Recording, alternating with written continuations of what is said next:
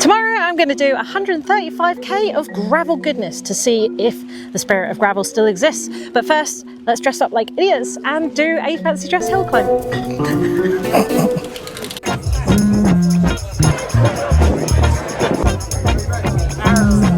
That's very impressive.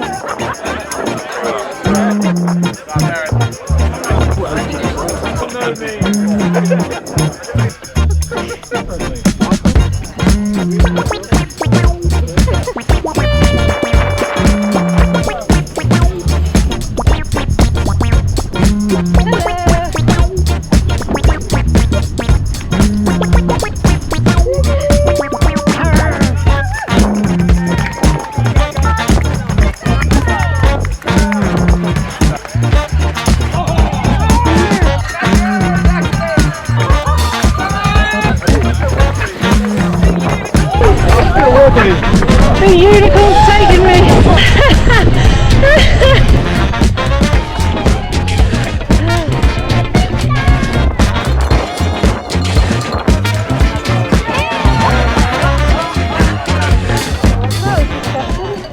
I'm at the Stone Circle Gravel Festival, which is supposed to be one of the biggest gravel weekends in the UK. So it's the perfect opportunity to find out if the spirit of gravel still exists. And is gravel still that fun-loving, all-inclusive genre that we fell in love with in the first place?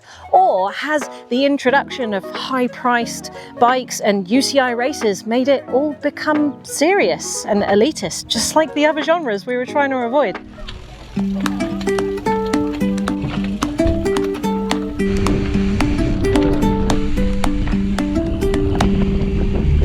Okay, here's a little background. Gravel riding exploded in the 2010s, and by 2022, gravel bike sales were outpacing road and mountain bikes in some markets, and events were cropping up everywhere from Kansas to the Cotswolds.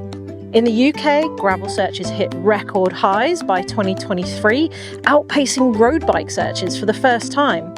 That was a bit of an anticlimax, wasn't it?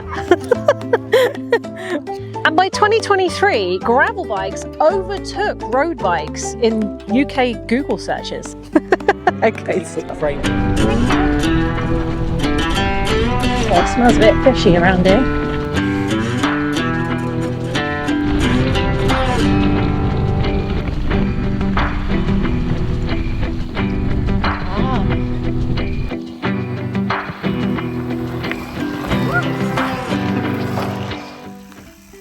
Right, well, we walk past Stonehenge out of respect. I'm going to chat to you. When gravel first started, there was no rules. There was certainly no UCI races, and that meant there's no rules on what a gravel bike actually was. Even gravel cycling didn't really know what a gravel bike was. When I first started going to gravel events, people would turn up on all sorts of things. There would be cyclocross bikes, steel touring bikes, fat bikes, and there would always be a lot of people on unusual, oddly shaped ATB style bikes with big sweeping handlebars. Gravel was a bit of a counterculture because it wasn't inherently exclusive. It meant it was very inclusive. But now it is defined. There's kind of a definition of what gravel riding is. There's a definition of what a gravel race is. And all the bikes pretty much look the same.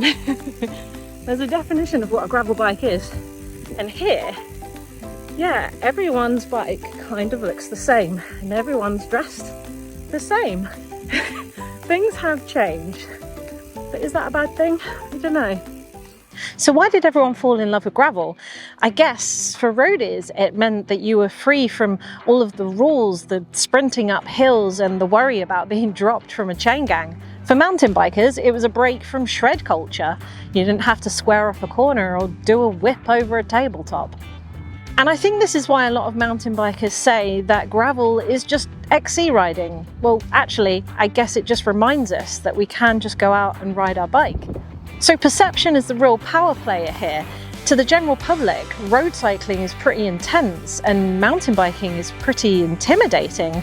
I guess gravel cycling offered something different. It's more chill, Gravel seems like the answer to everything that's wrong with the other two genres. Perhaps road biking and mountain biking just need a rebrand. Or maybe this is it. The spirit of gravel. Yeah. I know. Failed road cyclist.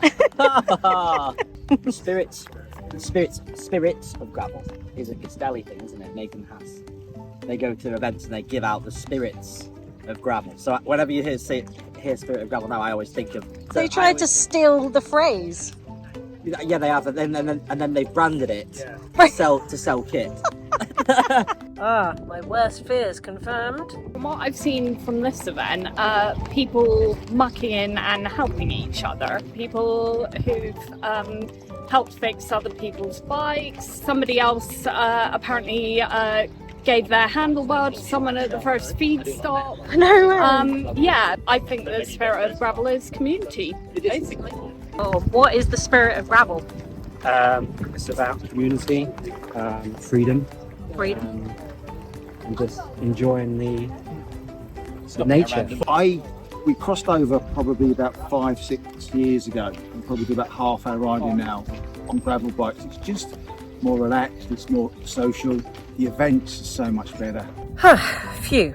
Okay, so the spirit of gravel may still live on in the people. What station? Feed station, yeah. I don't know. The spirit of gravel is feed stations. station. Yeah. I didn't even want to stop for any feed station, but now I hope there is one every 10k, I think. Yeah. Our food. We're not actually doing Stone Circle. We're just here for the freebie. Yeah. It's the only place I'm going to get a QOM on Strava now. Sorry, you got a bit of a guy. That way, let's go. Let's go out, dance in the moonlight. I fall into your arms, reaching for those words that sound pleasing, but I know that I will mess it up this time.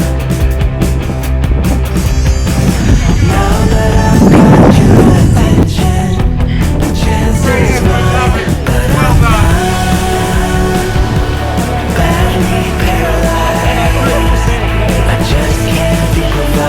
Cheers to the spirit of gravel.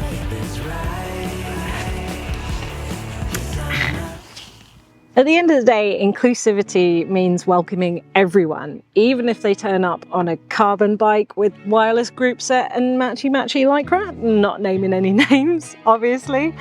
But, you know, it was never about the bike in the first place. I've seen people here on 26-inch cross-country bikes. I've seen people on fat bikes, on steel touring bikes. Not as many as there used to be, but they are still there. And you know what? There might be a lot of carbon road bikes here, but we shouldn't judge them either. People are still turning up for that one reason, and that is to have fun. I think as long as we keep turning up in silly costumes with snacks in our pockets, chatting to each other at feed stations and helping each other out with mechanicals, then gravel soul is still there. The spirit of gravel is still alive and well. Maybe it's not dead, maybe it's just changed, but we shouldn't judge it. I think it's still good. Anyway, you guys let me know what you think about the spirit of gravel. What is the spirit of gravel, and has it still existed? Oh, and minor point, I will point out that all of the gravel events that have said that they are MTB split, gravel split, like 50-50, bring whatever you like, they tend to be the ones where the most diversity turns up. So if you want good vibes and chats with strangers, they're the ones to aim for.